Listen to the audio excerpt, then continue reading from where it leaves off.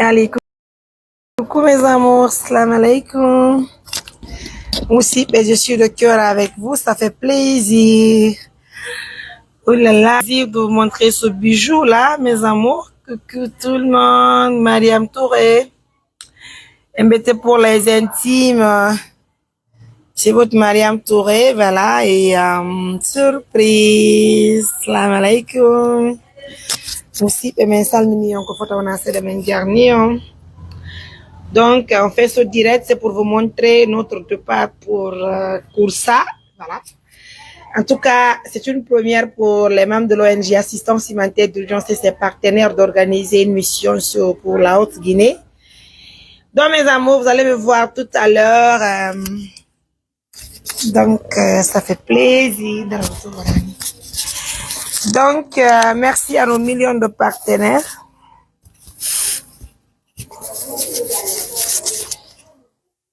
Donc, aussi, la salle mignon moya, Nawel Tanio moya. Waouh, une valise, 2 valises, 3 valises. On prend dimanche là. 4 valises. Aussi, quand tingolon ko jawanatana, on andi nyalor ma hande holliti julbe Allah ben fo haray. Kiden hebi moƴƴere ka meɗen Koursa. Nanon Koursa centre parce que c'est à 135 kilo temedere capantati e joyi. Woni ko sendi Koursa centre ɗon e ka moɗɗen e yaade to. Aray non ko triple ɓe woni ko jibina ka meɗen Koursa.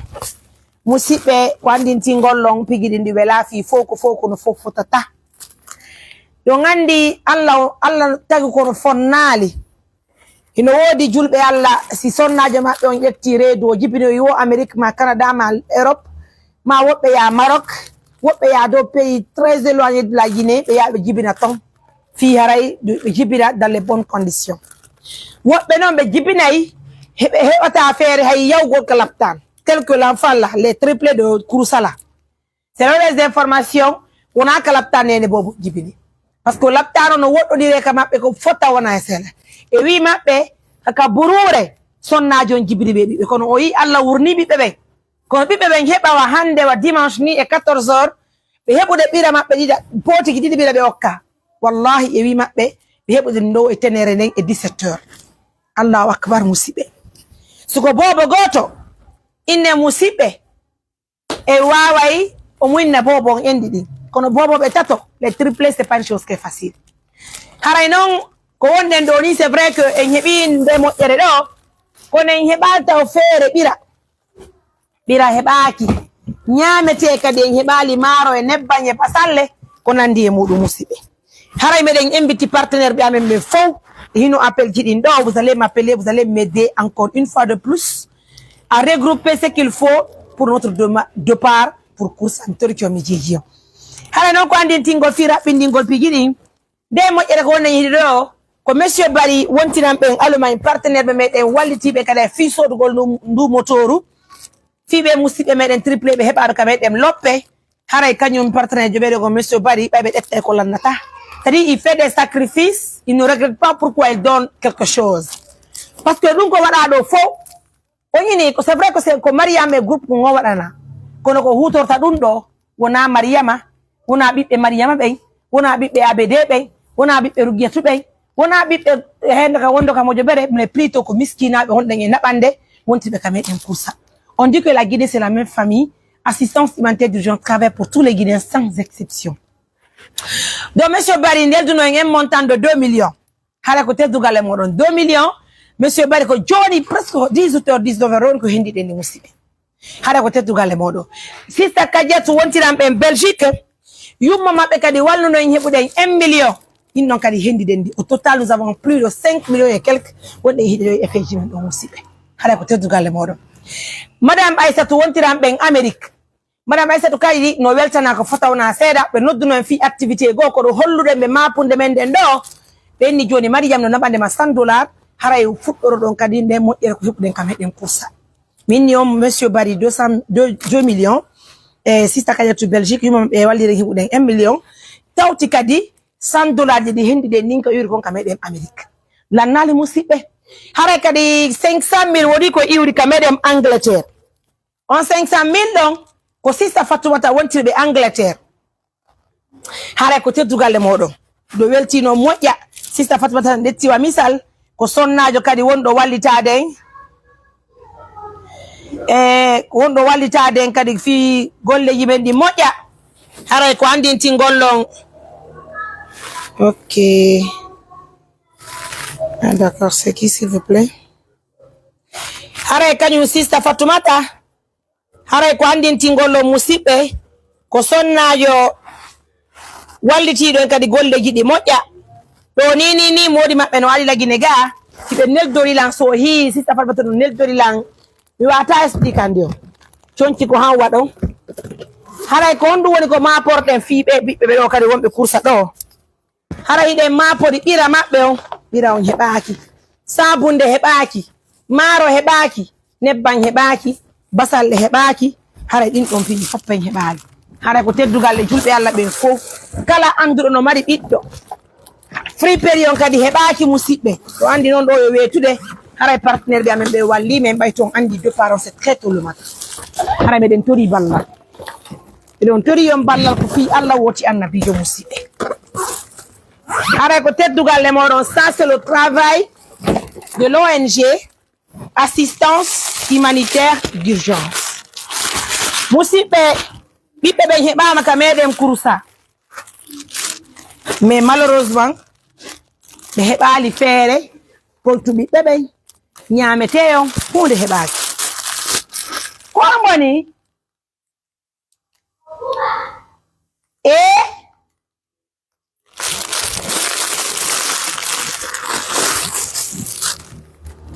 de complet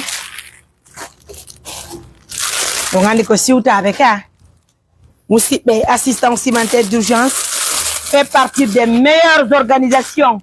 Même si on nous insulte matin, midi et soir, nous vous invitons de sortir massivement pour faire pareil que nous. Aussi, 4. Enen no milando musidɓe ɗum ɗo ko Mariam Touré waɗana ɗum ɗo ka ko ɓiɗɗo ABD on 5 ka ko ɓiɗɗo Ragiyatu ka ko ɓiɗɗo Hombo 6 Halimatu aketaka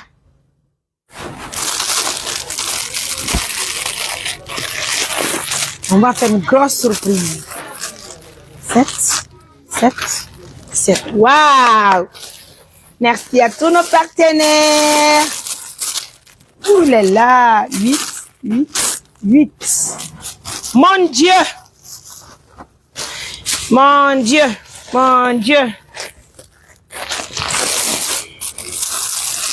Et Allah. 9. C'est plaisir. 10. Alhamdulillahi rabbil alamin musidɓe. Te woni en heɓi darotoɗo handun ɗo laato 11. Andite musidɓe te wonɓe namanere ndun suudu ko hiwɗen ɗon tigi 12. Ko julɗo Allah kadi hombo wawata wallitade men musidɓe. O mo be maɓɓe heɓi complet 3 ko free period woni en heɓali taw ndaare moƴƴere ko Allah luɓi e musidɓe ndaare moƴƴere prends-moi l'image là s'il te plaît chérie prends-moi l'image ndaare moƴƴere min omo yeton ɗo ni komi jooɗi ɗo ni ɗon andi sonnajo go wonɗo yiwde salluɓe nawno puƴe suga o karim nawno goɗɗo go kadi nawni ɗen puƴe pita ɗo ni ɓe ambarkimo ɓe addude mo kadi o ko niɓɓude o komi yaw kadi miɗi gayne ɗo mi daro kadi kala butani ha leer ko on ɗon kadi hewti o nawon ɗon mi kippa mo no wonira telemma ka laptan habe mi konti sawara mi fajjiɗa nani 2 1 4 5 6 7 8 9 10 wow Assistance humanitaire d'urgence, l'une des meilleures organisations en Guinée. Je sais que mes partenaires de confiance me suivent de près ou de loin. Mes partenaires de confiance ne sont pas des petites personnes. C'est des personnes qui nous aident à tout moment. Assalamu alaikum, madame. Ah, ouais, donc, jam.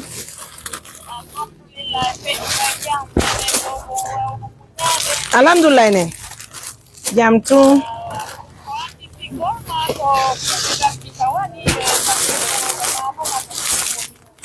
Oui, gonga mo musidal pitane. Oui, go. Awa, albarka nani.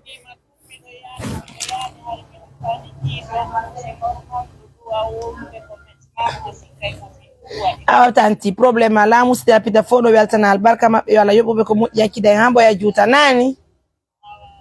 Misal mini be basic be fora men préparade yago menen kadi kursa jango hara yalla no ko en ton kadi si triple be tato hara yiden ndarde no yare jango yetten ben don si Allah mo yinani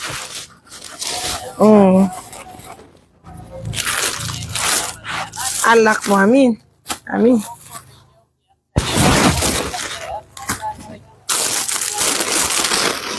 Allah mo amin amin ya rab barka Allah nani awa on jarama mede welti moƴƴa merci.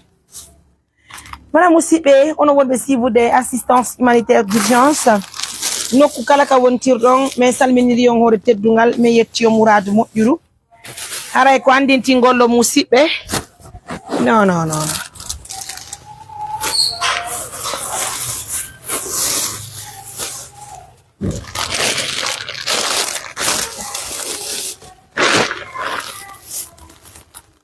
Ok. On va mettre serviette goto. On a donc des serviettes goto. On a donc deux serviettes. Regardez le bonheur.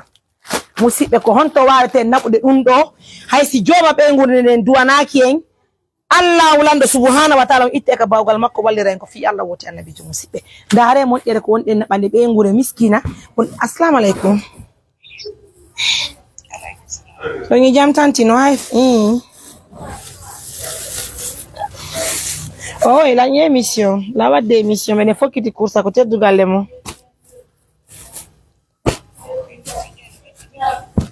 non no waya ko ar kon fallo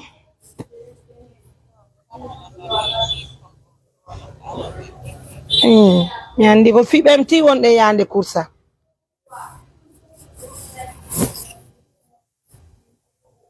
ok ar kon fallo wadde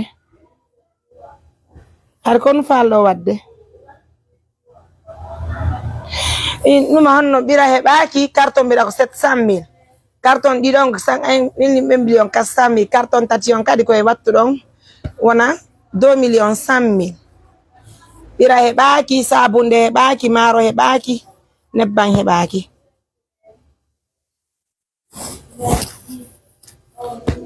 maron him sa goto ko 350 350 000 kono wonde en heɓira ka 340 000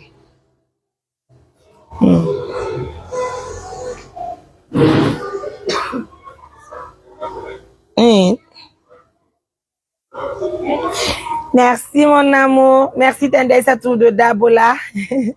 Regardez mes fait yaga bon Dabola mais ya ko sabe 135 kilos. I love you, merci mes amours. Oui. Je sais même pas nous sommes à combien de personnes qui nous suivent là. C'est écrit en haut cas. Ah moi je veux voir. Hello, coucou mes amours, salam alaikum.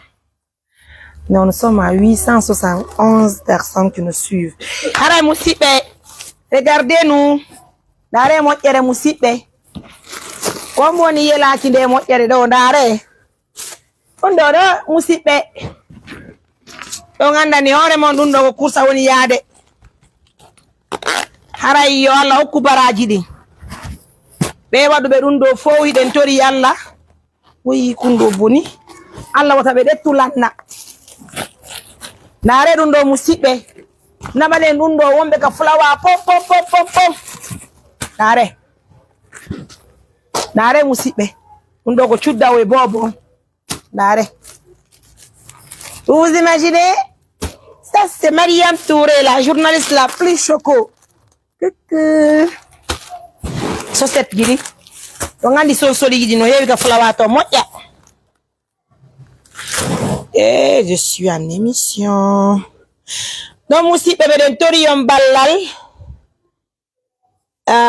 Je suis en émission. Kala e moɗo heɓuɗo feere yo wallito de ɓe ngure ɗo wallitora fi Allah woti annabijo hara wallitaki tun nisi andi to musidɓe ino kufunaji ɗin kadi kala e mo meɗen ko waɗi ko sonnaɓe ɗiɗo kadi ko boboɓe ɗiɗo pardon boboɓe tati woni ko jibinaka meɗen kursa haray noon teddugal ngal artanimo jobere nden kadi no wowiri noon musidɓe no andi Allah no waɗi barke men haray dey ɓe ngure nden to wondema kala ɓe yiyali en ɓe holli wondema ɓe ɗetti teddugal ngal ɓe hokki inde nden fof Mariam Touré ko honno Mariam Touré wata innire bobo ɓen tato mille mi Mariam Touré mi muñanike kañum partenaire ɓe amen wonɓe addude ɗe jawle wallito bimbi bimbi miskina ɓen haray min Mariam miɗo muñani ɓen ɗon ko fi Allah woti annabijo nare moƴƴere o yi pampers ɗiɗi en heɓa ɗo noon sabunde en heɓali ɓira en heɓali maaro en heɓali nebban hiɗon andi kadi musidɓe woɓɓe moɗon no ton hiɓe wowi ittude kadi jakkaji ɗi haray meɗen tori on kadi so tawi woni no fewndi ni ko yo wallito men mbay toon tini se nangi lawol yawgol hando e kursa ɗon andi fotta e miskinaɓe buyi ka hoore lawol miskinaɓe buye fotta ka hoore lawol musidɓe haray ɓen no hato don wasa haray ɓen no hato jiɗi e balla o kadi en heeɓi sako mum dare moƴƴere musidɓe haray ko teddugal de julɓe Allah ɓen fof wona o ma o haray ɗe weltani partenaire ɓe meɗen ɓe assalamu aleykum na lato ɗon jam ñantun hajja lanka émission ɗo waɗa ko teddugal le moɗon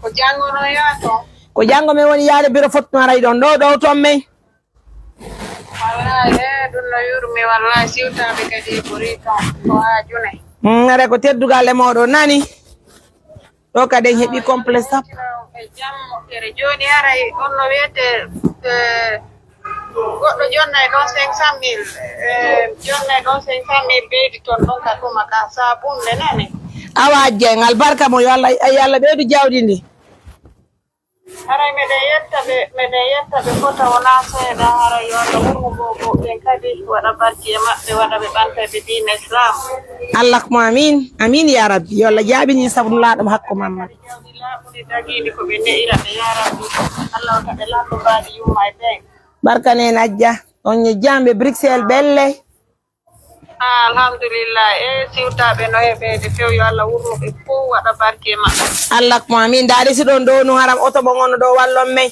ante indigo jango men déplacé kadi oto safar coûté plus de 3 millions nabugol oto walle o bagage amen ɗo fof nabugol ɗum ɗo hando e coursa iwa kadi coursa yaha 135 kilos o yi langandi si men yiwi ɗo ɓe dettiɗo otowal men déplacé otowal ɓe yeeyi laɓe mission aller retour mi yoɓa plus de 2 millions et quelque on non mission ɗo e laaɓi an ɗum ko 135 kilos yugol ngol kuusa yaka fulaɓa ɓen ɗon hara yugol mamu ya kuusa ɗum ɗon halaka fimo donc ça va nous coûter plus de 3 millions de déplacement amen on déplace gol otowal ngal itta men ɗo e min naɓa ɗi bagage ji ɓe yaadu par ce que wona min tun hani yaade e no woodi ko filmete no woodi décision ji kon ɗettete no woodi kadi prix ji fotteɗi ka laawol haray piiji ɗi ɓe laafi nenajja merci en tel Allah yo Allah ɓeydu kadi ɗoyo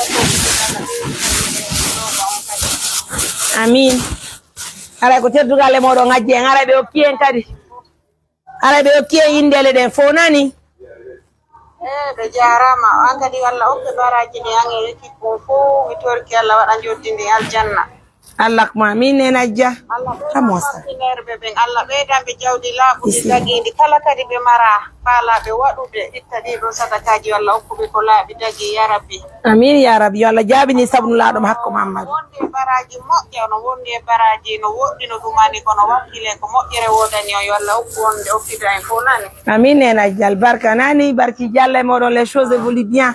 Mi weltaniki on nena Dia albarka o yinani miɗo maapi fi sabunde joni on addi ɗin ɗon mbuuɗe andi en heɓay ɗon carton ɗiɗi sabunde walla en heɓay ɗon carton ɗiɗi sabunde si Allah muuyi ono wondiri inchallah nani yara en sooda e carton jama jango kadi ara ɓuri ɗum ɓeydike si Allah jaɓi andi julɓe ɓen no woodi moƴƴa moƴƴa noon kono wondiri ajje no wakkilade kadi si Allah jaɓi ɗo e ɗum kadi ara ɓuri ɗum heɓike nani barka nene barka mi weltiki ajje en barka nani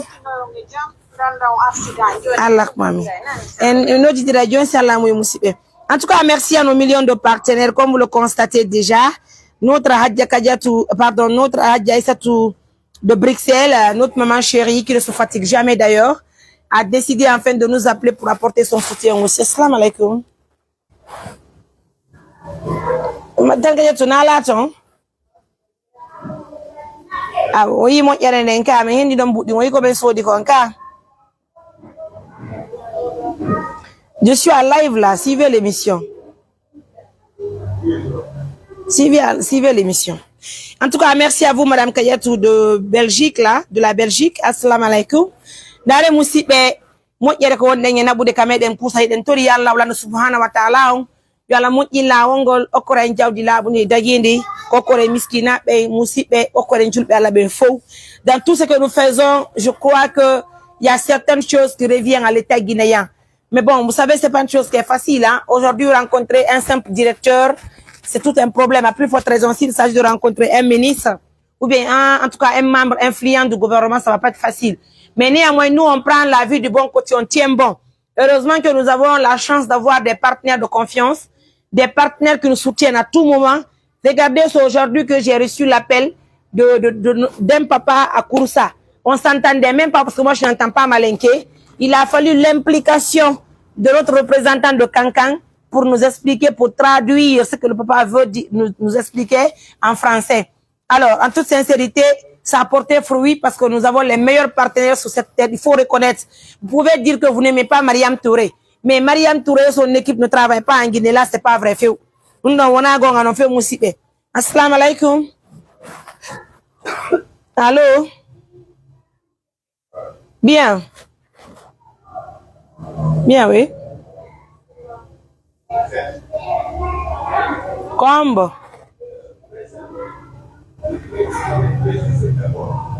Ah, voilà une émission, madame. Permettez d'abord.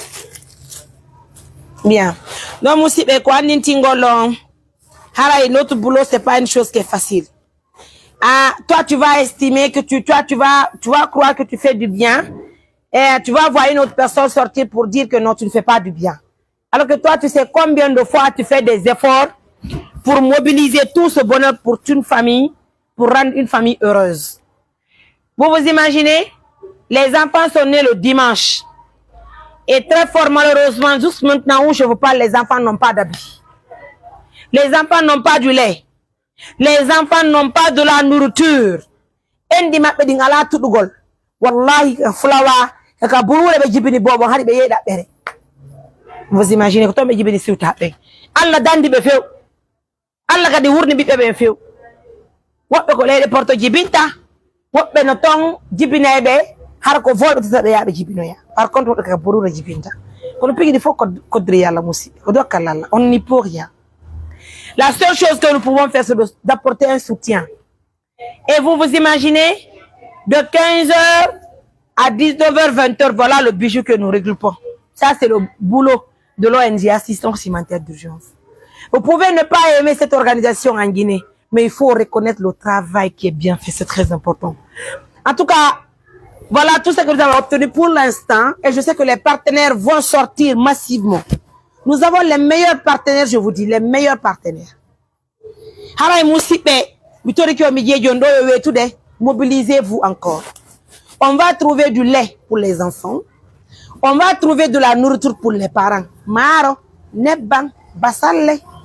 si tawi kadi woodi ettuɗo oto mum luɓi men fiyo oto wangara no jandi mi yara kursa min ɗaɓɓa chauffeur jo hara miɗen tori yon ballal mouradu moƴƴuɗo hara miɗen tori yon ballal ko fota wona hen nous en avons vraiment besoin. Merci pour les critiques aussi, pour même les injures, nous sommes vraiment de cœur avec vous. Grâce à vous on évolue, hein. Grâce à vous les gens nous suivent, hein. Des fois il faut nous insulter, c'est normal, on accepte ça, on vit avec, c'est normal. En tout cas onon kadi so waɗano suka ɗum koɓe woni wadde ɗo heɓon omoen duwa seeɗa seeɗo ye yenno himɓe hara yala kon heɓali. Regardez ça, ɗum ɗo ko omo woni musidɓe, ko omo woni musidɓe. Haray sen heɓi ɗo joni hajja en déjà en ni ɓe walla en heɓen carton ɗi sabunde haray no mankanen joni ɓira hajja. Il faut dire aux enfants de se taire, je suis en émission. Donc musidɓe haray meɗen haton gini e ɓira, meɗen haton gini e maaro. Surtout kadi onon ɓe wonɓe suivre men, si vous voulez aussi enlever du sacrifice haray on andu nous préparons un voyage pour demain. Haray ɗo andu ka hoore lawol e fotta e miskinaɓe. Si on marque 50 €, 50 $, 100 €, 100 $, on peut partager pour les personnes qui sont au bord de la route. Moko baɓe haton jimɓe ballal okkoren ɓe fi Allah woti annabijo ko julɗerne fandi. C'est-à-dire kadi wodi partenaire jomen wonɗo Australie ma Europe ma Conakry, parce que yimɓe ɓen Conakry kan no walliti en joni moƴƴa, ma Libéria ma kala ko wontirɗon haray meɗen fonti juɗɗe meɗen inni on kadi vous préparez janggo so tawi woni feere heɓike soranen babiraɓe meɗen ɓen complet ji Macky Sall ma jiwo e bobo e tenue de fête naɓoren ka hoore lawol e fotta e miskinaɓe ko flawa ton hara ha hande ɓe heɓani suga ɗum ɗo hara ha hande ɓe heɓani conci julde okkore mbi anda waɗa e barki juriyami musidɓe. Et donc merci à nos millions de partenaires, merci à tout un chacun. Franchement c'est pas une chose, je suis fatiguée, je suis très fatiguée. Donc mes amours, je peux laisser, je peux libérer l'antenne.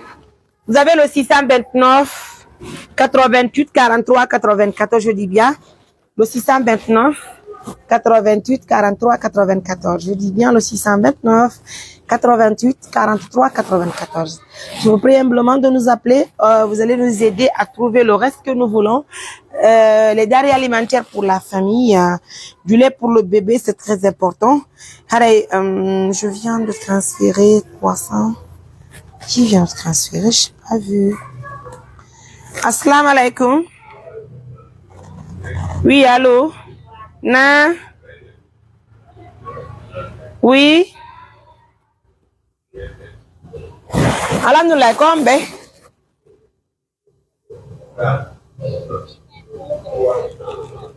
Aw. Aw albarka alo kubaraji di. Aw. Donc, Moussibé, je viens de recevoir un montant de 350 000 ici aussi. Allô? Il y a place ton? Alors, le carton dit ça, abonné mi fa no do.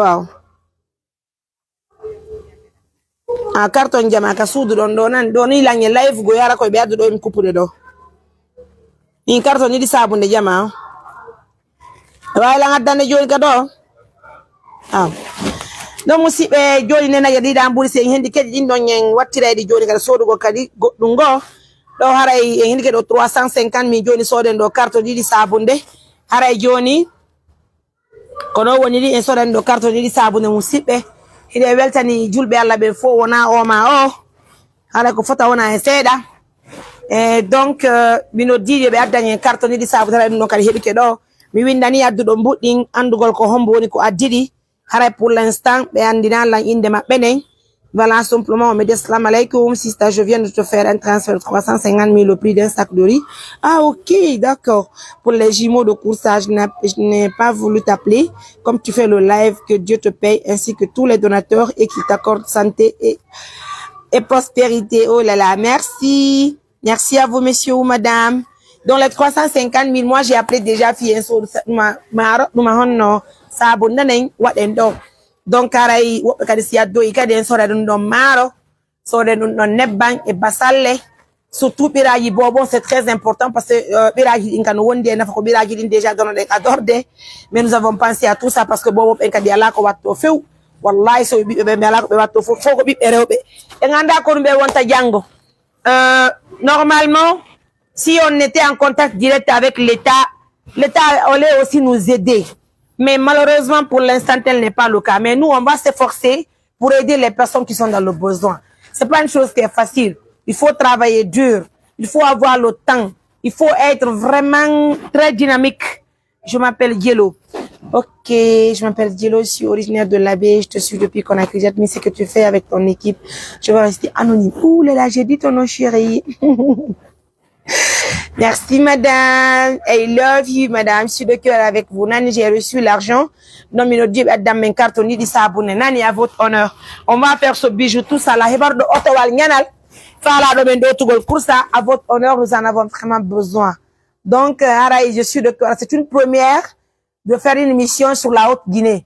Donc, je sais que les partenaires vont m'appeler pour me dire, Maria, Menekadime de Annie, au $50. Non, il y a Ito Sadaka Kahore, là, haray meɗen tori yo ngal balla siko sadaka inde men ittorka walla men tawa ɗo hande tawa yummiraɓe non ko laawol ma baabiraɓe ma paykoy okkoren ɓe feƴƴe c'est très important donc ɗum ɗo fof no holli ko lagine fof wonde ñi gollande wona o ma o donc ne moƴƴere ɗo fof c'est pour la Guinée, c'est pas pour Mariam, c'est pas pour l'équipe de l'ONG, c'est pas pour les partenaires mais plus c'est pour les personnes qui sont dans le besoin. Partagez-moi la vidéo là, likez la vidéo, je veux voir les 1 million de vues à l'instant T pour donner de la force à cette équipe qui travaille matin, midi et soir pour aider les personnes. Je vous dis, je finis l'émission maintenant, wallahi, je me dirige aussi à l'hôpital pour attendre l'arrivée du patient d'hôpital. Si vous le permettez, je veux même appeler en direct. Assalamu alaikum. Ah, Kombe. Kombe.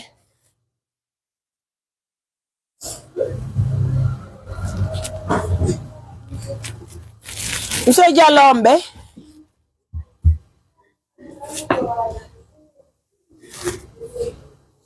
Monsieur Diallo, mi andi tali hombe.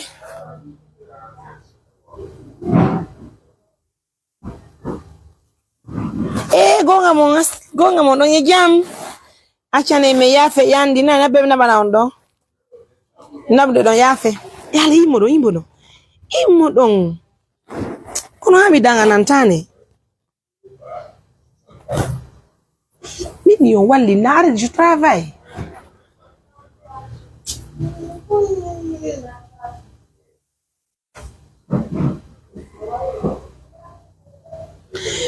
Voilà, je viens aussi de recevoir un montant de 250 000. 250 000, c'est pas, ça vient d'où? Alors, salam alaikum. Eh. Adugolondo. Hey. May. Gipo. Hey. Hey, kanye. Papi, mina me ulendi. Wow, problem ala albarka. Ka ko jel falo ngaddude. No ko min Mariam.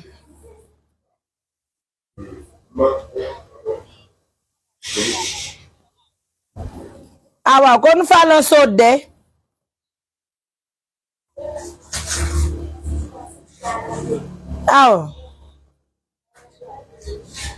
Aw njaram. Vous rentrez, monsieur?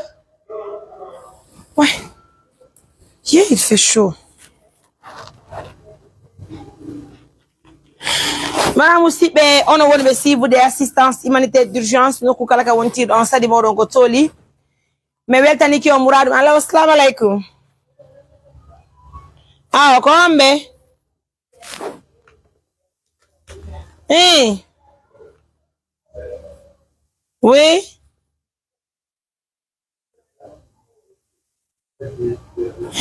Oui, grand, ok. Allah. Une belle étage dans la clinique. Yeah.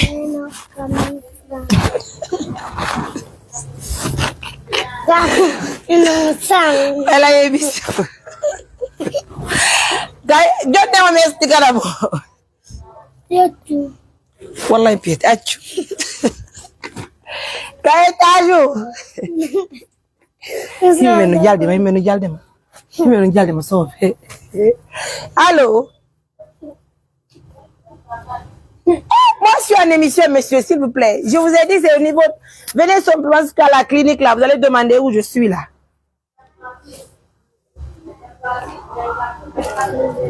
C'est à Boulbiné, ici, je dis. En allant vers Tambassa, il y a une clinique en bordure de route, là. Vous n'arrivez pas à la pharmacie en bas, mais en haut de la pharmacie, là. Ah ouais, c'est là-bas, s'il vous plaît. Quand vous venez monter, je vais dire au petit de descendre là, s'il vous plaît. Merci. John est là, modon. Oh non, allô, frère. Et grand mini. Nous deux papi, nous deux non papi. Nous deux non papi, na yoji pour la bien notre sable, nous deux gouné.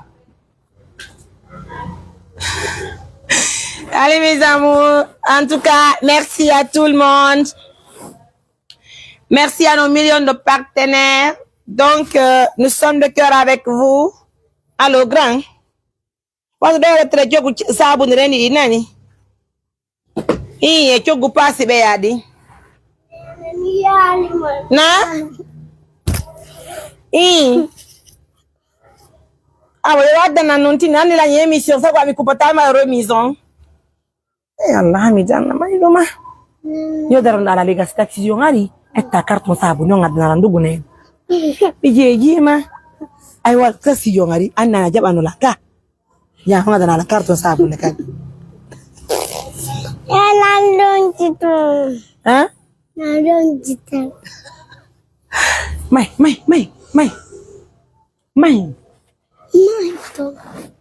Mesdames, messieurs, merci à tout le monde. Excusez-moi, j'attends le savon. Allô, oui. Ah, ben, nani, what de réviser de. Yo, wa, ne. Ya, ina mondo. Ah, wow. Bimbi, awa. Awa, barka. Allô, assalamu alaikum. Fight ben. Awa. Kombe. Oh non.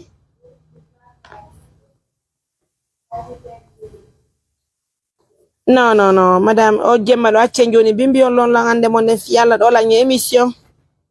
Bien, madame, bien. En tout cas, merci à nos millions de partenaires, comme vous le constatez déjà. Oh, ouais, Hamid, l'agnegol, hein, j'ai fait, ok, j'ai vu. Ma chérie, j'ai fait un dépôt de 250 je suis de cours. Ok, bien. Alors, cause de code woni. Musibe, birma waya wa.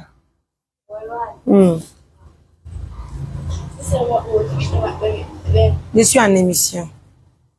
On va lui donner. Merci, monsieur. Hein? Qu'Allah vous récompense. Et bonne chance pour les enfants. Voilà, Moussibe, nous en dire non, arrête la weltani au faux mot donc. Alors, merci à nos millions de partenaires. On va plier tout ça là.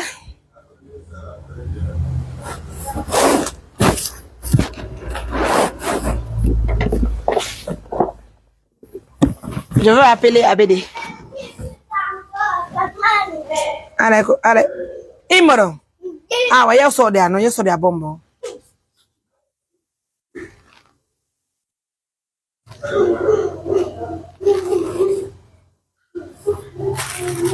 Allez mes amours, salam alaikum. Ça vous allez, je vais tiktoker un peu là. Mais je vais appeler d'abord ABD.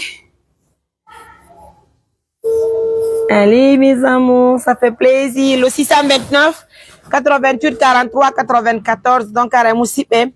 Meden sal million meden jarni o mourade moƴƴude meden weltani o fo moɗon na o ma o haray kala moɗon himɓuɗo feere wallitiɓe miskinaɓe ɗo haray on ti waɗani hoore makko Moussiɓe andite ɗum ɗo ko hanka flaso woni e yaade flawa woɗɗitiɗo moƴƴano par ce que ko kilo 100 ko 135 kilo woni hakkude ɗon e kamene papi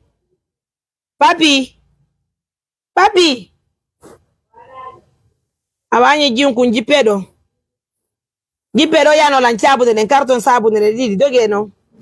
Allo, assalamu alaikum madame nala ton fight ben alhamdulillah minanali na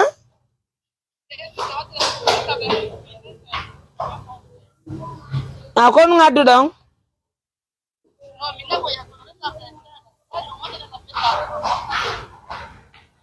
awa kon falo ngari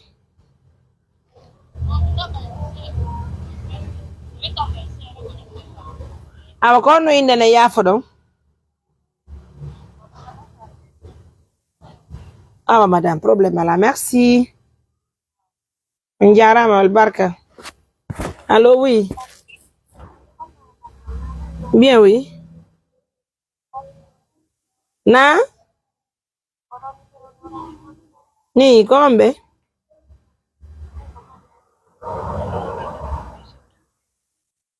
ok ko jolon do ngaddude awa barka mo nani merci madame awa hala onon kadon solani en don saku basalle nan a jibini oh là là daga laptan honto yalla alla ya hetto jamu ere chéri yalla merci mon cœur oh là là regardez c'est une femme ni kanko mo yeji bingol kalaptan mo Amérique voyez ça hein bela no ngai rezo ala ka belo jibingol kambe mais merci d'avoir en tout cas donné un coup de main. Regardez combien de fois c'est jovial. Si ça Mariam, elle a été jamu, elle a jibi siuta, tato, ankadi, Amérique. Merci beaucoup. En tout cas, voilà un peu l'importance de se donner les mains au fond. Voilà, à côté de le mot donc si ça Mariam monti de Amérique ankadi doni kanko mo jibinde, ou une même kalapta mo jikanko mo ni jibingoli yalla la surtout jamu er bébé chéri, har ko wuri barki nani mi yeltike mo yano kankare wadani en do coggu saku basalle hare ko teddugalle mo e yibi do coggu saku basalle donc nane kadi yo 250 000 arda donc kadi hebi no kadi coggu bidon nebba ça évolue oh là là merci manki dongoy dobbo hebaki maro hebaki pi buye baki surtout donc kadi bira bobon biraru carton goto ko 700 000 deux cartons 1 million 400 trois cartons ko 2 millions 100 000 francs ara ko teddugale mo musibe wallinire s'il vous plaît je vous prie humblement on va continuer on va pas lâcher l'émission là on va continuer là on va continuer l'émission mondiale avec votre journaliste Choco Mariam Touré je vous dis mi do indi do ri la ngabbe na orbe ni musibe excusez-moi I love you my love baby assalamu alaikum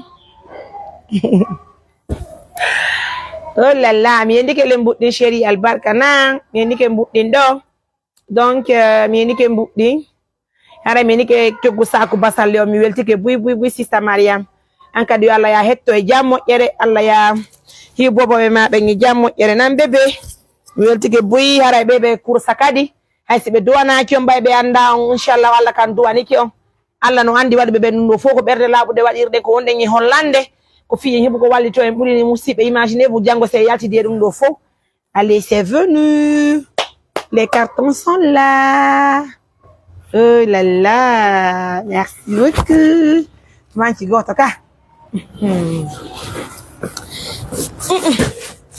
ah oui ça merci ko 350 minal ko du sotten do ala ko teddugalle modo musibe da kadi joni hebi coggu bidon goto nebban ture e coggu saku basal de hato nyine en dobbe hato nyine e basal man liɗɗi de hato nyine e maro musibe menen tori on ballal de hato nyine kadi e kanyuma kadi surtout on bira koy e onon kadi be o wallabe men kanno me yara itte be sadaka ko hore lawo se fotti e baba be okkebe kasamin okkebe makkisal ma okken jiwe bobo ko chonci ko kan wayno dugolo joyna Mariam de fara en holtin jiwe sappo Amérique ton adda dim buri ena holtine ardo do pesi holtine jiwe sappo ka hore lawo dum don kadi be hato nyine mu oh là là merci an kadi awakili ka oh là là ko mon biro ma ah bebe no muke ane Monga made.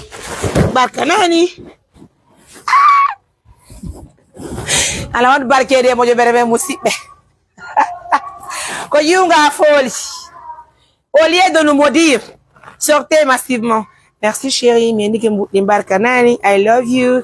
Allah ya hitu ore ma jamu e Allah holle be mabe nani barka bu chérie barka dare jiyo wondo jibinde ka laptan bay o yi dum do mo yurmane ne bobo be jibimbe do be Allah hore be banali hore mum fuy ko dum minniyo wobbe no jibbe Amerique wobbe ko Canada wobbe ka laptan regional do wobbe no jibinde ka fulawa hara hayi ye Allahu akbar o imagine do nene bobo wallahi ko bururo jibinde bobo makon tabe yego hay kala putani be yaali hattina dare no mo ere hande musibe valise gede tati fi be hibe nene bobon kan complet sap content complet jidi ngo didi tati nay joy jego jedi jetati jenay sap mi yoliri oni monsieur bari wontirbe ka medem Allemagne onno kaddani million didi sista kadiatu Belgique yuma ma badani 1 million hare madame Aissatou adani $100 et sista Fatmata wonti be kameden anglais adani 500,000 hare musibe en tout cas nous avons dépensé plus de 5 millions et quelques filles bugolun do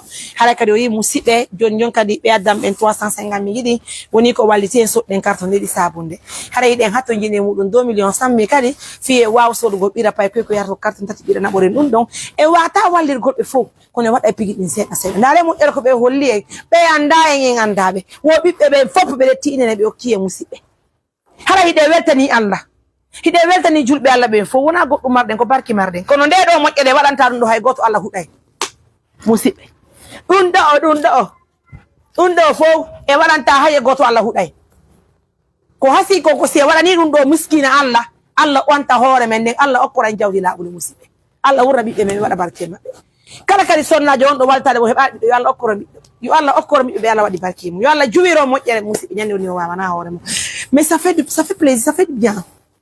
Vous savez, aujourd'hui, assistance humanitaire d'urgence travaille un peu partout en Guinée. C'est pas simplement à Mamou, ni à la Besso, la Pitano. Nous avons des représentants partout dans les régions aujourd'hui.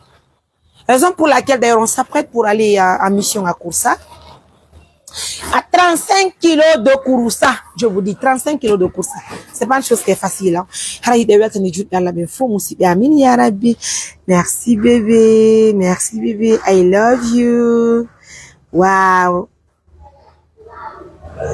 Musibe ono wonbe sivu d'assistance humanitaire d'urgence haray ko andi tingollo meden tori yo balla no kala ka wonti on so do sivu d'émission on fait no saydo walitebe miskinabe wonti be ka medem Kouroussa à 135 kg de Kouroussa walto debe musibe be nyamete walto debe ko muradu mo ndare mo tere musibe ankadi acca Mohamed ar jodda o way acca mo don ankadi nanu arjo daro arga accutu arga ar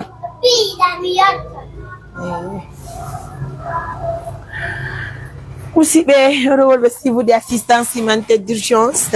Merci à nos millions de partenaires. C'est votre Mariam Touré Mété pour les intimes. La journaliste la plus choco en Guinée. C'est normal. C'est la Mariam MBT. Ouh là là. On peut faire ça. Ah, attendez, je vais appeler Marie. Bien le compte tout le camp, on te voit quand on ben on ben.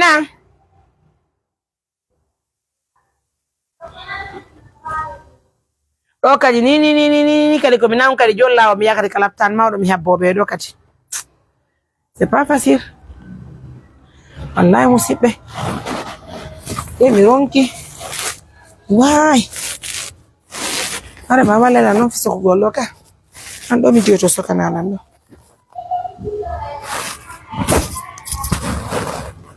Vas-y.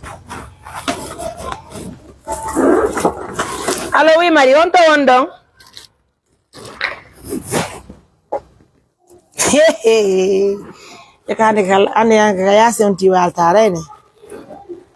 Bon courage. Now don't know how funny mo.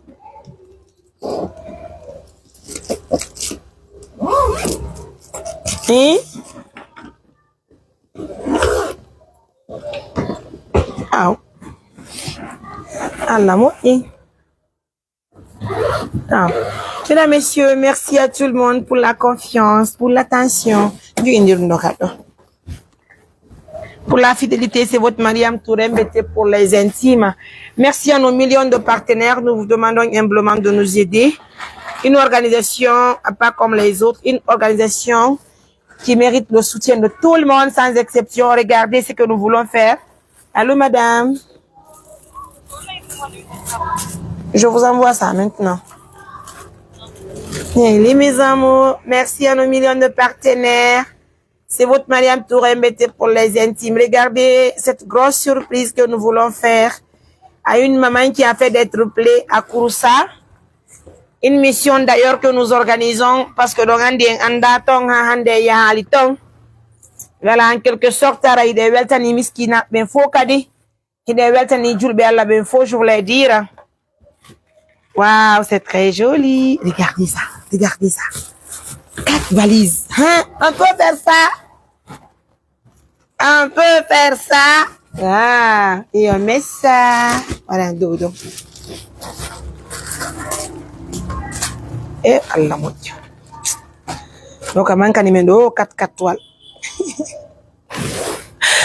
Et les amours, merci beaucoup pour la confiance, pour l'attention, pour la fidélité.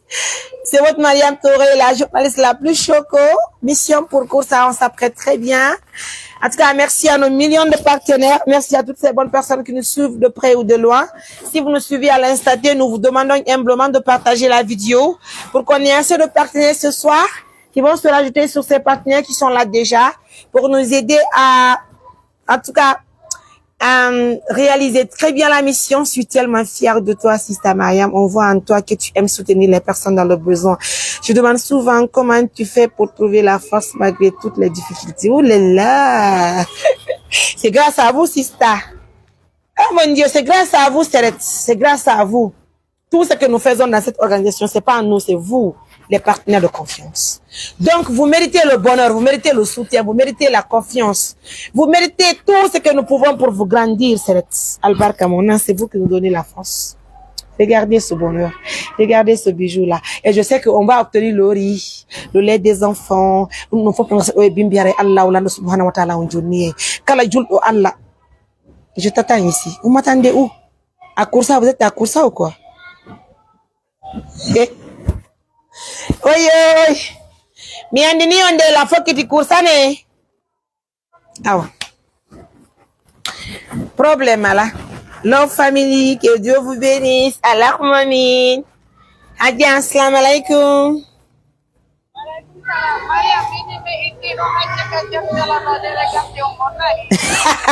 Hadja kaja dalaba be andi. Be wulini yaadu be artu be ni wo be nawni.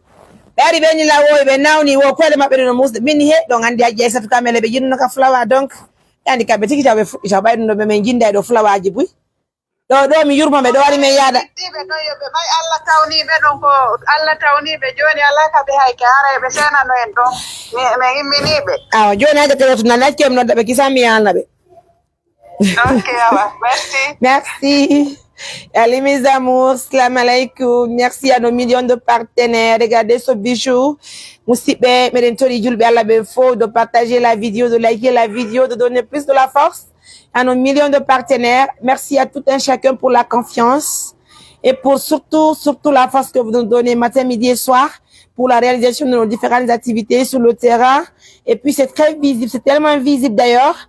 Je me dis que c'est vraiment normal de partager cette émission pour montrer au monde entier que oui, exactement, oui, ça existe. Donc, aussi, faux mordant, la weltanillon. Excusez-moi, votre nom. I love you, ma grande sœur, j'ai envie de te voir. Ouh là là, je t'aime tellement. I love you too. On se connaît en anglais. Eh là là, je le savais aussi. Hadja idjatu wotira menka meka di kamedem Australie. Kambeka de beheutini ndo musibe ara kutetuga le modo. Hadja isatu wotira menka medem Australie. Ara beheutini ndo chogu biniri mayonnaise njandundu e chogu biniri e coggu bien sûr biniri mayonnaise e coggu biniri e sion beurre haray ɗum ɗon kadi heeɓi ko hewti en ɗo musidɓe haray kadi e kilo 5 sukkar haray ko ɗum woni ɗo 2 millions 7 pardon 270 000 en heɓay ɗo biniri mayonnaise ñamdu ndin ɗum siyowum kun ko 110 000 beero kadi 100 000 ça fait 210 000 en heɓay ɗo kadi e coggu sukkar kilo 5 sukkar ko watten ɗon naɓaɗen haray nene bobo ɓiɓɓe mum ɓen kameɗen ka flawa kameɗen anno kurusa. Tu sais bien choisir les valises, sont très belles. Oh là là, c'est trouvé à l'intérieur d'ailleurs. Merci Serette. En plus, tu donnes des choses de valeur. Ah oui, c'est normal. C'est votre argent quand même, n'est-ce pas, oui? Et Allah, I love you. J'apprécie beaucoup. Merci, Sista. Merci pour tout ce que tu fais pour cette organisation. Je sais que Allah va vous aider, Inch'Allah. Merci pour tout, franchement. Qu'Allah nous donne la chance d'avoir plus de partenaires qui vont nous aider à... Regardez-moi ça. Est-ce que je veux couper le live? Non, je ne vais pas couper le live. Je veux tellement avoir des partenaires qui vont nous aider à avoir une voiture ce soir. Et puis que partenaire, il faut la wallet de la 4 toiles comme il y a la course, quoi. Donc musidɓe onon ɓe woni ɓe lañe sivude ɗo ko deddugal moɗon hajja ijjatu wontirɓe Australie woni ko sorani en kamɓe kadi sion beer et puis laissez-moi appeler ça rapidement aussi ɓe addana ɗum noon kadi joni na ɗo gandi min ko sosso ɗo gandi min ko terre à terre minen ɗon ko terre à terre. Vous allez m'excuser, les enfants sont tellement en train de crier là. Hamid aussi a contribué go. Hamid contribué à le fouille. Y'a un angola, c'est impossible. On contribue à le fouille. Hamid do.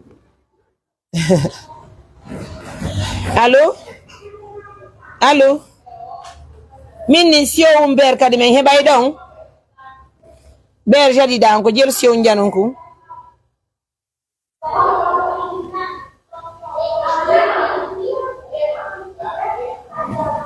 Awa joni waɗe mo 130 000 joni mayne sio un kadi be sio un kun kadi kañum may kilo 5 sukkar joni mi anda sipata coggo mi heɓi kon ɗane banda mi soɗa ɗon kisa Allah ko kilo 5 sukkar ka an carton ɓira ko jelu ɓira sachet ko jelu carton halib bon jeluɗin ɗon a wannan joni carton ɗum ɗon e kilo 5 sukkar e sio beer e sio mayonnaise adrala joni c'est urgent ɗo lanka live mi fala kuppugol goye ɗum ɗon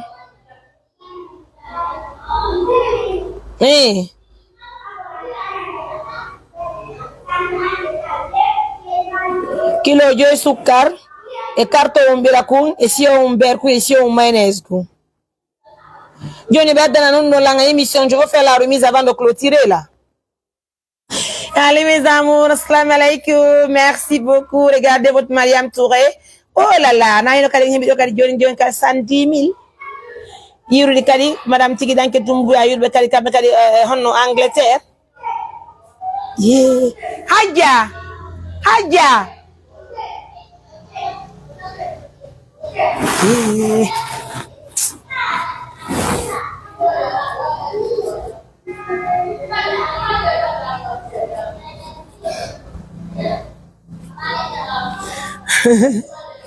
Hamidou n'est pas en vacances, Hamidou n'a pas l'école.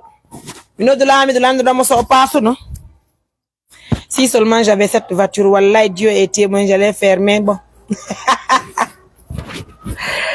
Ko 4 toiles mi fala jemma romi nion 4 toiles ko mi yara kursa hotel si mi heɓengal 4 toiles hotel si goɗɗo adrela 4 toiles ko mi yara kursa ko mi ñomo pariyata bindi komi arkisa o komi arkisa je dis komi arkisa o komi arkisa mi wata heɓowo jon addanowolan 4 toiles garangal inna Mariam añi équipement jawɗo ma en kursa ɗum ɗon tumi andi partenaire ɓe waɗi ɗum ɗo fof kono on ɗon mi olaki parce que na Conakry wonɗen sakko mi olaki partenaire jo woɗoy ɗo inno Mariam surprise mi addi o to an on ƴawɗo añe partenaire añe équipement ma en kursa o ɗum ɗon mi olaki watta ɗo e bimbi non mi olaki mi watta on pariya miñe goɗɗo de ko mi yama pariyata mi pari ya min yoboni pari yude do min dun no hemo ta ko do bibi ko dal ngalo to allon fiye me ya course onon kade en pari ay je jure tu auras billah Achi fi ala sista Mariam c'est pari tout be gayo to pari ay gelo 100 000 ka 200 000 vous êtes témoin ka sista Mariam laisse-moi ton numéro en pari ay gelo moi ok Adia inda en pari ay gelo achu numéro ma moi aussi bari umu ok en pari yanka kami bayro mbudi jango goy ok bari umu Hadia o men pari you Mariam ne ok yo ne pari 100 000 ay sa balde kadi men pari ache ok Mariam barka de men pari tu auras cette facture basseur car tu as un cœur en or oh mi famille go mi non yoni on va parier Kariam so kadi wo men pari Abdul Diallo he abbe pari on du abbe mi wind hala mi dabita inde monde 100 000 si woni bimbi oto wangala rala yo anton bigayi ke wala mi don taw gelu allo wo mama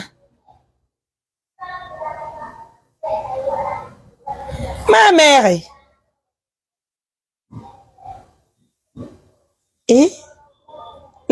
laptan mundu laptan honton laptan je comprends même pas c'est dans quel hôpital hey allez zona yati akolo ngilere nta mu en fait je musika makindia akolo mona mission nan sen de face ndi rafa nsi manye nare mu fata mu no masigade kindia bet parce que nsi a fait pour ça ne hala ti rafa nsi ga menninye mani mero nan nakilo lo ngalitu ala isfisa na rang lirlintun ta musiga fe sinde pour ça rafa musiga manye awa ye Mario haja hey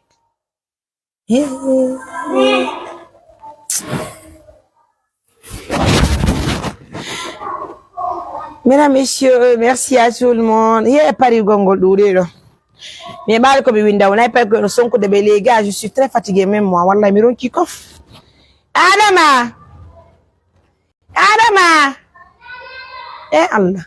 Hadja, si ko fanga tale itonne. Gassi.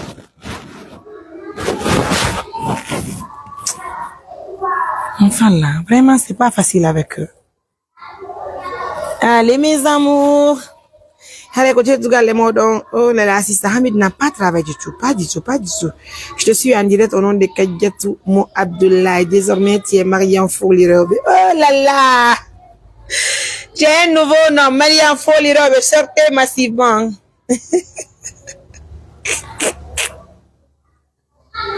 Oh, non, wai ko mi hebata kat wal yamaro. Ko rota men kursa jonno be in be men pari ay few. Jon acce mi winda inde mon den. On ni en pari ay 100 000.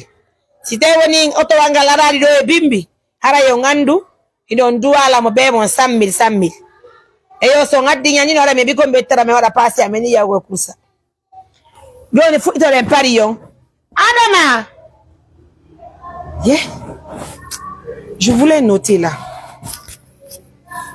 Yoni fala pe men pari fo be note dans le téléphone en WhatsApp manu ka direct 629 88 43 94. Appelez-moi maintenant. Je veux voir ça. Ara mi winda donc famille ka. C'est important. Oh là là, je vois aussi ma maman chérie née dans Asana des États-Unis d'Amérique quoi. Qu'est-ce que ma maman veut faire comme surprise?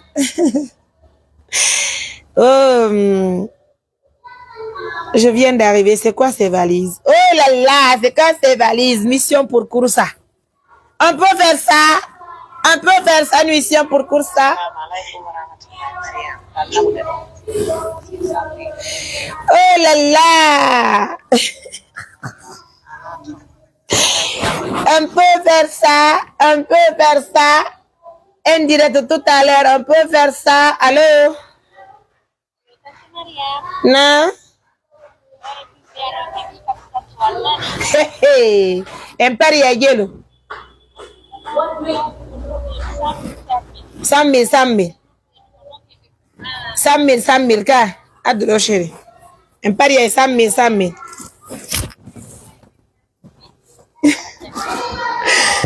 000. Ono sukar, ada sukar.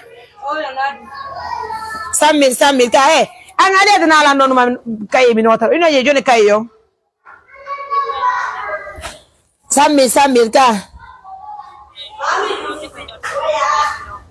Hey, gasi. Hapo mi winda Joni. Joni boni windugal. Me bita on pari 100 000. Jaka non janga me ba mbudi goy.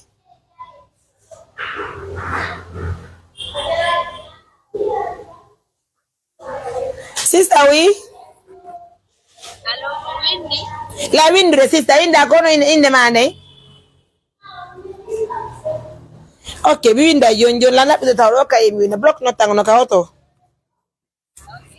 Oh, chérie, I love you. Merci, mon amour. La la, yalla.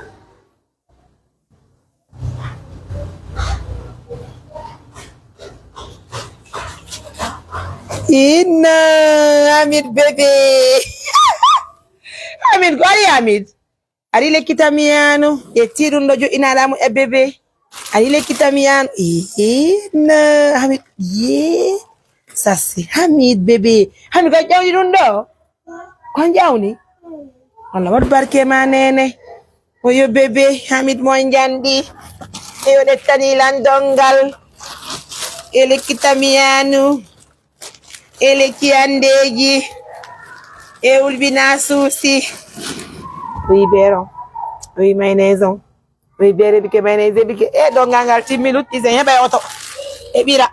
E maro. Oh là là, on peut faire ça. Mariam Touré, la journaliste la plus chic. La chic des journalistes. Oh mon Dieu, on peut faire ça. On peut aimer la Guinée comme ça.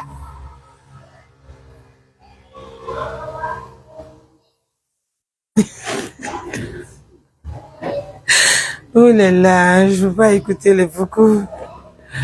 Assalamu alaikum. On peut aimer la Guinée comme ça. Et c'est pas fini. Oh là là.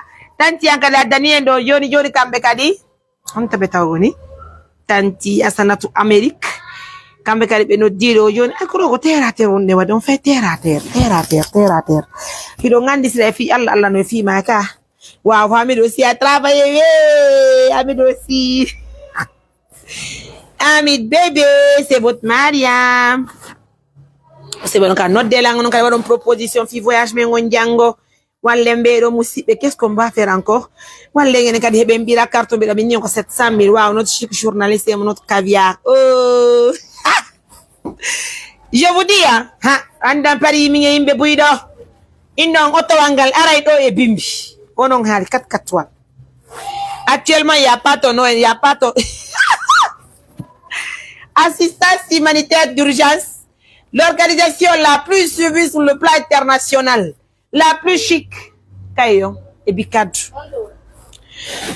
Ndara na loba soni ya langoto lega, mi block no tango no kaduma. Fop no kabiro. La journaliste la plus chic choc. Nous on n'insulte pas, nous on agit. Nous on fait pas bagarre, nous on agit intellectuellement. Nous on aide les personnes vulnérables, les personnes qui sont dans le besoin. Vous vous imaginez un cadeau comme ça là, ça fait que ça gâte cœur. Ça fait plaisir, ça tremble. Hein? C'est pas du haut, hein? Et si tu connais pas, il faut demander. Ah oui. Je te dis, hein, si tu connais pas, il faut demander. Connais pas Mariam Touré, il faut demander. La petite villageoise qui n'a jamais voyagé aux États-Unis d'Amérique, qui n'a jamais eu de visa. Mais wallah billah, si elle dit niet, c'est niet. On peut faire ça. Sortez. Ah oui. Assistance humanitaire d'urgence, l'une des meilleures organisations en Guinée actuellement, il faut le reconnaître. Quand vous parlez d'une organisation humanitaire qui est basée en Guinée, wallah, il faut parler de l'ONG Assistance humanitaire d'urgence, AHI. Et Ankadi est toujours souriante. Car, et Ankadi. Si tu ne connais pas, il faut demander. Tu ne connais pas qui est Mariam Touré, il faut demander. Un live où on obtient des cadeaux, il faut demander. Il faut partager, il faut liker, il faut cliquer le nom de ton ONG. Par exemple, les actes que vous menez sur le... Pardon, je crois. Fimondo Djadja.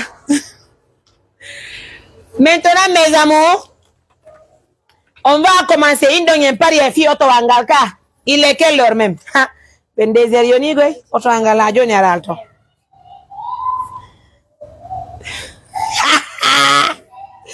Tadi julde ko bi jeli musa na problem ande ko yinu do wono moci kono do ine fokkiti do ngandi mi niyo ine fokkiti kursa doni non si tu connais pas Mariam Touré il faut demander si tu connais pas Mariam Diallo il faut demander si tu connais pas ABD il faut demander si tu connais pas Ragijo Mamamoun il faut demander si tu connais pas Valise là il faut demander si tu connais pas Pampers il faut demander.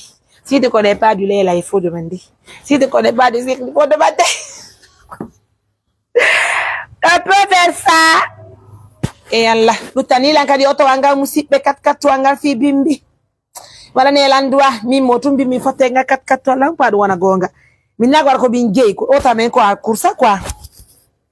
On peut faire ça. C'est moi Alassane depuis Sénégal. Salut, je te regarde bien et je te salue très bien. Merci.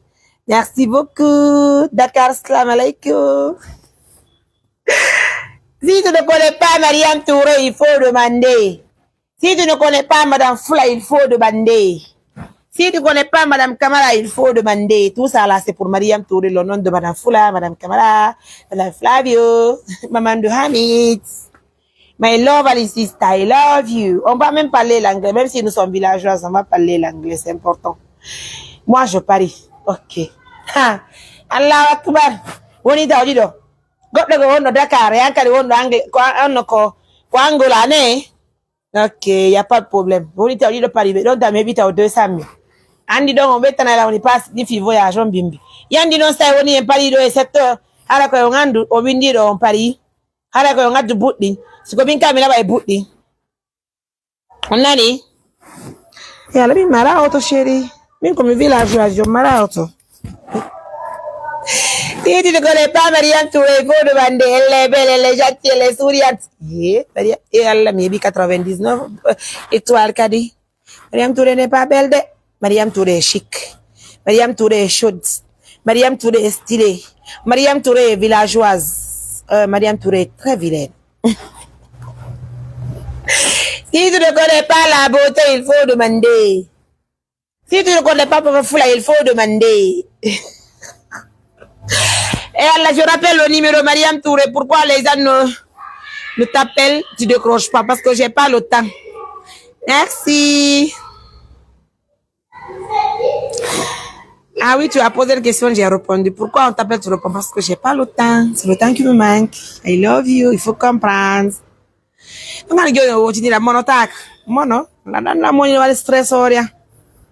Si tu ne connais pas Mariam Touré, il faut demander. Tu ne connais pas la journaliste Chic Choc, il faut demander. Je peux dire qu'il vous accompagne. Franchement, si tu es une bonne personne, Inch'Allah, on t'assistera. Tu mérites plus. Si tu ne connais pas 4-4, il faut demander. Yeah, on peut faire ça. Je rappelle le numéro, le 629. Voilà, tu nous plais beaucoup. Les membres de l'ONG aussi. Merci, je t'aime au fond du cœur. Le 629 88 43 94, mes amours. Hala yebido valise nay. Pakenay Pampers. Carton idi sabunde. Sac omo. no mi anda fi mi umpitaki moto fi Fatima kama komin kami doka e carton bira e beurre e mayonnaise kilo joy sukkar e onon kadi yalla mo yon jarama barka mo musibbe ndare nde do mojjere jango non kadi sode en sakuji bimmi suba kasi yalla moyi saku maroji din ma sak jani din omben ukken dum do valise to fora tunali ukken di do piji fo stay woni hibi oton ndare no yeren si yalla moyi nani haray den habbi abede parce que eux aussi font partie de l'équipe inchallah haray même notre représentant de Pita cette fois-ci fait partie de la mission parce que déjà elle depuis là elle vient avec les patients qui sont à Pita. Ça, franchement, je te kiffe. I love you. Merci pour ta réponse. C'est normal. C'est le sang qui me manque. So, win nani la média, so, win nani la message vocal média, so, win nani la média, so, no dit la c'est la matin quand média, c'est malatant. Tu vois, ta diabade, aïe, la ouais, des émissions, win nani la média, bon, c'est plus facile. Mais, tu as besoin de cette message vocal média, pour te catch. Quand on y comment me décroche appel d'idée, faut, ta, on est facile. Ah, mais, ta, moussi, non, faut. So win nani la no message vocal mi ya so win nani la kan mi ja paton la émission donc à son noti là si je suis libre je réponds. Ah oui, c'est la vérité, ne vous fâchez pas. Et alors le 629 88 43 94 on peut faire ça un cadeau comme ça. Eh musibe ndari be do be ni wobe ala ko be nyama ala ko be watto na rese na mani me de mo do musibe. Allah mi tori ke ma Allah jomi dal bay ko wa jogi ci Allah be dañe sabuji de. Alors, je t'adore tellement, Mariam. Je t'aime. I love you. Merci pour l'amour. Mariam vous aime aussi, franchement. Qu'Allah te protège, Yaya. Allahumma amin. Qu'Allah nous protège tous. Ah oui, merci pour le partage. Toutes les bonnes personnes sont derrière toi. Ah oui, c'est normal. Longue vie à nous tous, Mariam. Ok, bon voyage et bonne route à vous. Je suis Yaya aujourd'hui. Votre mère est fière de vous. Oh là là, là où elle est, Billah, qu'Allah te bénisse de plus en plus. Allahumma amin. Allah taw biro no kal janna e biro yimbe be fo fati be fo ardi be fo pardi be julbe be nani. Vraiment tu es la meilleure grande sœur. Qu'Allah te bénisse tes enfants. Je t'aime trop. I love you. Je t'aime aussi également. C'est votre Mariam. Seulement tu dois diminuer de prononcer le mot malheureusement dans tes lives. D'accord, il n'y a pas de souci, je prends note. Inch'Allah. Merci infiniment pour les bienfaits qu'Allah voit au senti. Oh là là, c'est ma fille qui est là. Merci mon amour. Maman t'aime beaucoup. Et j'embrasse aussi mon beau. Et je fais gros bisous à ma sœurette Tambilgis depuis Pitanani. I love you très bien même. Je t'aime, que Dieu te protège. Allah Muamin Nani. Longue vie à toi, championne. Merci pour tout ce que tu fais. C'est Idiatou Diallo, n'est-ce pas? Longue vie à toi, championne. I love you. Oumou Diallo, longue vie à toi, ma chérie d'amour. I love you. 4-4. Oh là là. Merci, Sista, je t'aime. J'aime ton accent de français. Yeah. La journaliste de Chic Choc. Merci beaucoup, Yaya. Tu es la meilleure. Je t'aime beaucoup. I love you. Amin. Allah, indola 4-4 tanga kolero mboni arde. Sérieux, tu mérites d'être la ministre de la Santé en Guinée. Oui. Oui, nene. Et donc je sais que je sais. Et pourtant j'ai acheté.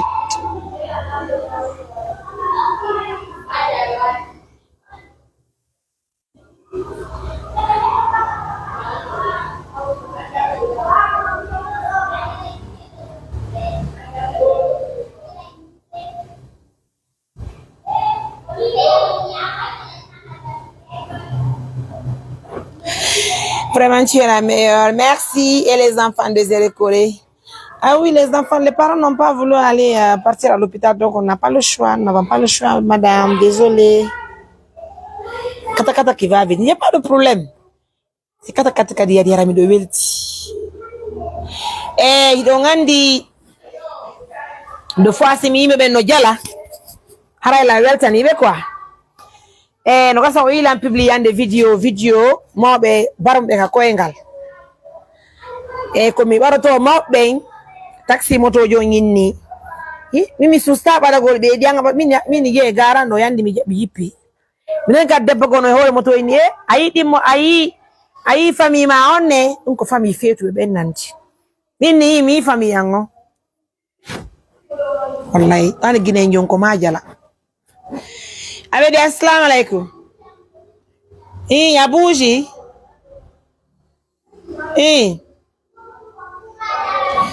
je te mets en ligne la sikude Abouji la sikude ay bani en 4 toiles ton ko ardamu Je n'ai pas bougé.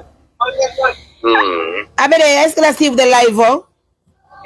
Non, je ne suis pas en ligne. Tu dois aller manger dans valise yanai. Et carton nay, parce que nay pampers, et carton di sa bunde sa ko omo. Et bi kali do sukar kilo yo, et bi beurre et mayonnaise et bi bira. Alors non pas valise ben numéro 13 complet. Il y a assez de bruit avec les enfants. Oh, pas facile. Grand yebi do piji boy te dugale ma partner be walli e moƴƴa ko mankani no ko bira e maaro kon ko ɗum ɗon e 4 toiles ko yareten kon bimbi. Je suis sur la moto, je rentre à la maison et puis je vais continuer à suivre le live là. Ok. Ah, j'embrasse Binta Nani. Ah, merci. Merci. Ayo sama kala kon wa jami gen émission. Donc mes amours, je veux vous laisser. Prenez bien soin de vous. Je vous embrasse tellement fort. Je suis de cœur à nos millions de partenaires. C'est votre Mariam Touré. Je veux vous laisser. Il y a assez de bruit. Eh, Kanye. Ah, tu n'as pas eu une galère d'émission. Hé, continue.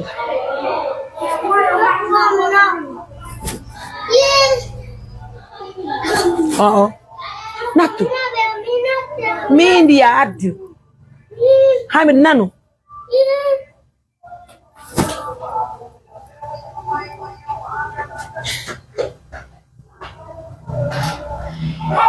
Une Sénégalaise qui veut envoyer de l'argent, c'est mon numéro WhatsApp. Ah, quand 4 ton fa lola nga dans le Sénégal ton. Allez, la nga bi 4 nga lo e bimbi.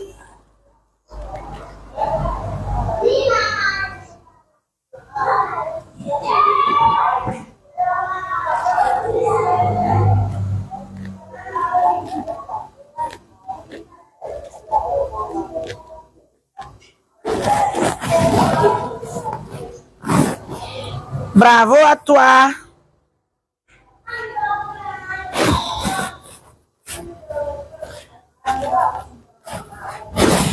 Donc merci à vous, merci à nos millions de partenaires.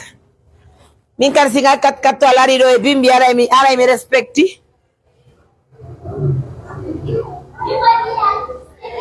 Ara mi respecti.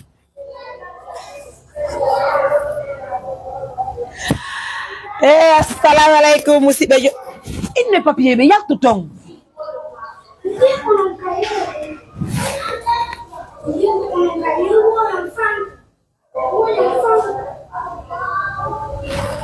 Il y a tu en avait faim. Je vais y pour les tons.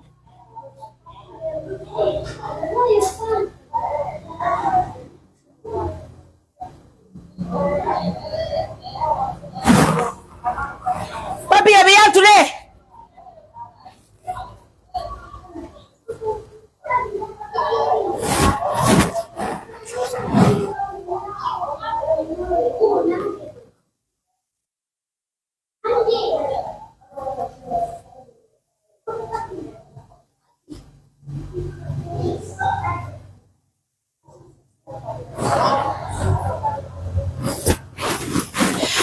Je vais vous laisser. Je suis fatiguée, mais Prenez bien soin de vous.